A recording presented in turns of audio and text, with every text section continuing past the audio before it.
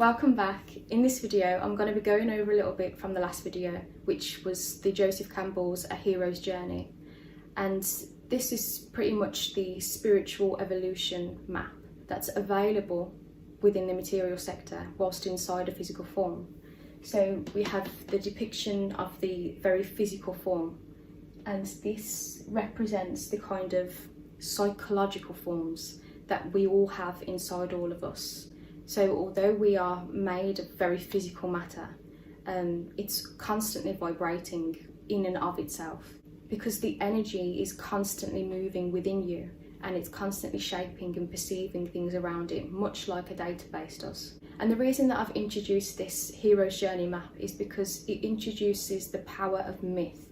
So we're taught a lot of myths whilst growing up and whilst we're experiencing this reality. And that's because there is immense power in suggestion. So I'm going to use a little bit of this power of suggestion to hopefully awaken you to something deeper within you, that realm of consciousness, or the formless. So everything that we interact with plants seeds inside of our consciousness or our psyche. And that is basically for you to decide whether it's something that resonates or it's something that doesn't resonate.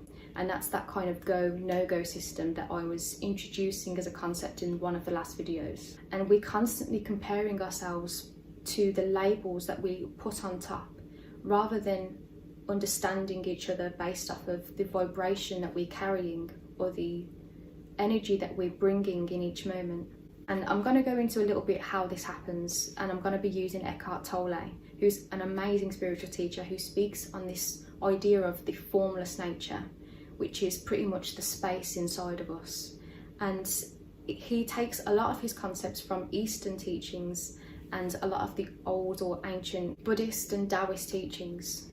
So the form identity, which is made up of the physical form and the psychological form, or the thought forms, it creates that kind of comparative nature where you'll compare yourself to others based off of what you're perceiving from them. And that's kind of like what that go and that no-go is being gathered into. And then we shape our reality around that. And the brain is really good at gathering data, but it doesn't necessarily know what to do with it without your consciousness that's telling it what it wants from that. And this is what gives suggestion its power, because it plants seeds inside the human psyche that you can decide whether you want to water or not. And that comes from the control over that electrical system, or the mind. The mind is a brilliant trickster, but the heart has got a great sense of humour. So if you sink the mind down into the heart, and imagine that as you do so, you're raising out of the idea of thoughts rather than sinking below them, then it creates a very safe space for you to interpret that perception through. And it's opening or training the mind to become aware of the observation that the consciousness is running on top of it. From my own experience, this is what I feel has trained my third eye.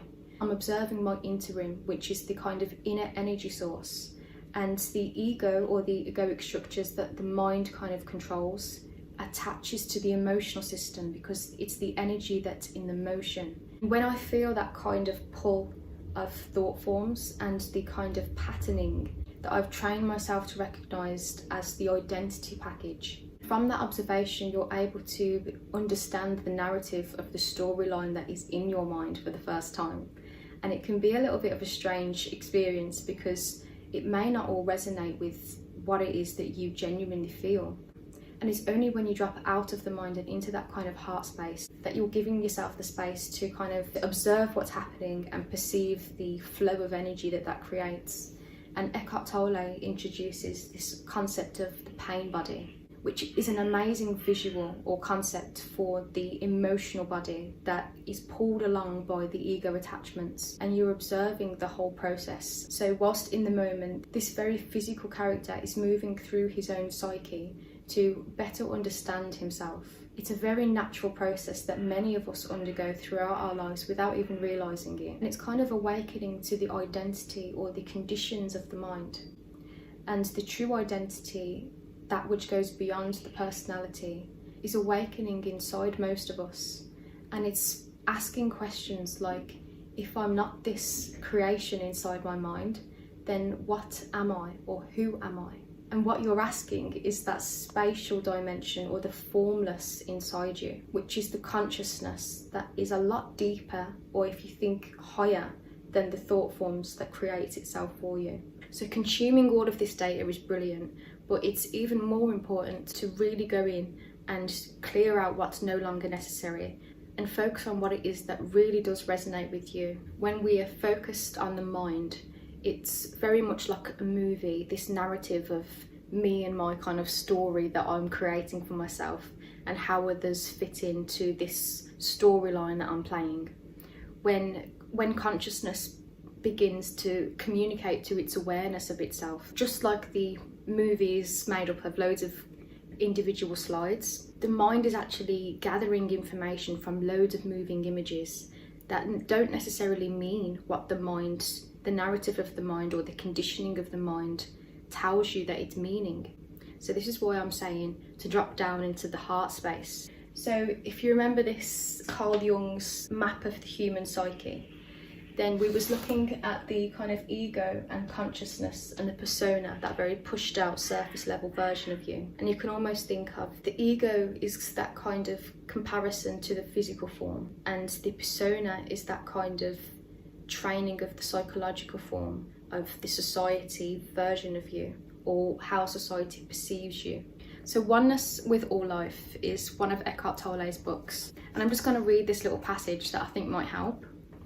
We can learn not to keep situations or events alive in our minds, but to return our attention continuously to the pristine, timeless present moment, rather than being caught up in the mental movie making. Our very presence that becomes our identity, rather than our thoughts and emotions. So that is page 103 of this book. So it's the formless nature that is referencing that timeless nature that's available whilst in this now moment. The formless is a Taoist term for all of the energy underneath the matter, inside this universe, and that is where consciousness resides. So Eckhart Tolle again expressed beautifully how consciousness kind of shifts and changes inside the material sector. He says that consciousness is in a frozen state when it's in inanimate objects, and then as a form begins to move, have that freedom of movement, then its consciousness is kind of like water, and then consciousness awakens to itself inside the human, and it becomes a little bit more like air. And it also is starting to do that in some animals in the animal kingdom as well. And if you're not familiar with the Formless or the Eastern kind of teachings on consciousness and the human psyche, then a really good book is the Tao Te Ching, which is from Lao-Tzu, and it's called the Book of the Way. And if you're familiar with Taoism, you know that the way is pretty much pointing you to the kind of formless dimension inside you that is the Tao. And the reason that sometimes it can be difficult for the mind to comprehend this idea of the formlessness is because it's not something that it can compare from the external.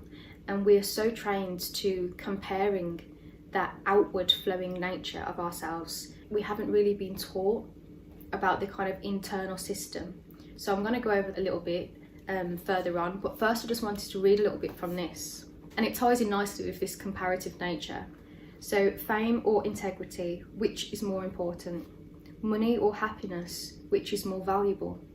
Success or failure, which is more destructive? If you look to others for fulfillment, you will never truly be fulfilled. If your happiness depends on money, you will never be happy with yourself. Be content with what you have. Rejoice in the way things are. When you realise there is nothing lacking, the whole world belongs to you. Just for a feeler, and I'm going to read the next page because it was great. True perfection seems imperfect, yet it is perfectly itself. True fullness seems empty, yet it is fully present. True straightness seems crooked. True wisdom seems foolish. True art seems artless. The master allows things to happen. She shapes events as they come. She steps out of the way and lets the Tao speak for itself. And this is that kind of idea of letting go of that controller, because it's the egoic structure that is kind of operating the natural flow rather than consciousness. Everything has that ebb and flow, and as do the chakra systems. The input is also the output, and that's why it's really important to understand what it is that's going in and coming out. So training the consciousness is actually just training the awareness of the systems that are going on that are causing you that kind of irritation or that built up tension or the resistance. And it's releasing that, it's finding or planting seeds within yourself and watering them yourself that helps you to kind of remove your own pattern of conditioning that's very unique to you. So your pattern of conditioning will be completely different to someone else's pattern of conditioning. And I used to think that all egos are the same, but they're very different because they come from the kind of person's history of conditioning. And that could be not just from this life, but also the kind of conditioning we're taught about what our ancestors went through, etc., etc. And of course there's a lot of cause for concern within this world with the systems that we operate within, but it's kind of recognizing what is the energy you're feeding yourself and the energy that in response that's putting out. And if you take the time to kind of really feel into that, then you'll see the kind of cause and effect if you remain conscious for long enough without reacting and just observing that kind of mental activity and the emotional activity, or the pain body, which Eckhart Tolle calls it. Then you're releasing that energy, and it's kind of like removing unnecessary seeds so that you have more space to plant a beautiful garden of your choice rather than just loads of weeds and stuff. Because when I first went into my own mind, my garden was a joke. And luckily, that's what I'm saying when I say that the heart has a great sense of humour, because it fixes, and you're training that inner love for what it is that you've been running on for so long that you're recognising isn't actually remotely who it is that the consciousness inside you is. That very egotistical identity with the ID in front of entity is causing a lot of problems inside the minds of many people and the psyche of the kind of individual's experience. And this book here, Practicing the Power of Now, is brilliant because it's just like, I think it's intended to be used like this, but you just flick to the different pages and it takes the most inspiring or relevant things that he wrote in The Power of Now and putting it into like a really nice little section just to really help yourself when you're struggling to regain control over that system. You can just observe whilst it's happening without feeling the need to be on point and really be alert. And it always depends on the individual. So part 6 of this is dissolving the pain body. So I'm just going to read a little bit of that. So the greater part of the human pain is unnecessary. It is self-created as long as an unobserved mind runs your life. The pain that you create now is always some form of non-acceptance, some form of unconscious resistance to what is. On the level of thought, the resistance is some form of judgment.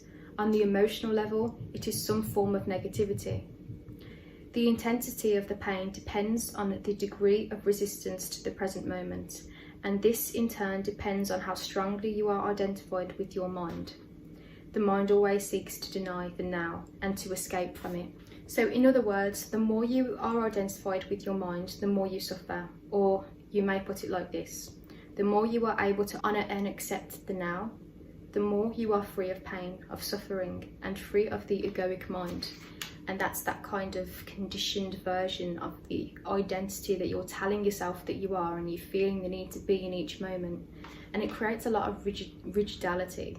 And again, it's not about getting rid of your thoughts or your emotions or becoming this kind of stiff being that's just kind of sitting on a mountain. It's not about that. It's about finding your inner peace in each moment, electromagnetic energy transfers, and just finding that middle ground in between to not be affected by the cause or affected by the effect that egoic structure loves to create. It's a manifestation of a created version of yourself. So it loves to operate and it loves to create for you, whereas it's always going to be limited in what it creates. So it's more powerful to receive the kind of inspiration rather than trying to kind of feed yourself with all these different inspirations, because what it's actually doing is it's planting loads of seeds in your psyche. And it's that constant consumerism that's caused a lot of the space to be filled up with programs. So these kind of concepts are really good for grounding into your being. And there's a lot of spiritual practices that focus on the higher chakras. But the problem when you do that is that these lower chakras aren't stable. So you're building on unstable foundations, and it's causing a lot of cognitive dissonance. Go back to square one, just like the hero's journey, and always consider the whole vibration of your being. And that's how you kind of rise into that state of peace. So just to finalise, we're kind of conditioned to search for happiness, when happiness is actually just coming from that perception of what is positive from that go no go system, whereas inner peace doesn't rely on that for its inner state, and it's always an option no matter what is happening in the moment. Peace is referencing that non-dualistic mindset of not having that kind of income and outcome affect the inner state as it passes through it. So I hope this was able to help. I know there's so much on here, and I'll probably do a couple of videos on these kind of concepts because I think it's really important, and it's really something that's resonating with myself right now. So I feel I'm in a good space to speak about it with you. And the books that I've been referencing, I'll just drop them down below. Thank you so much for watching, and I'll see you soon.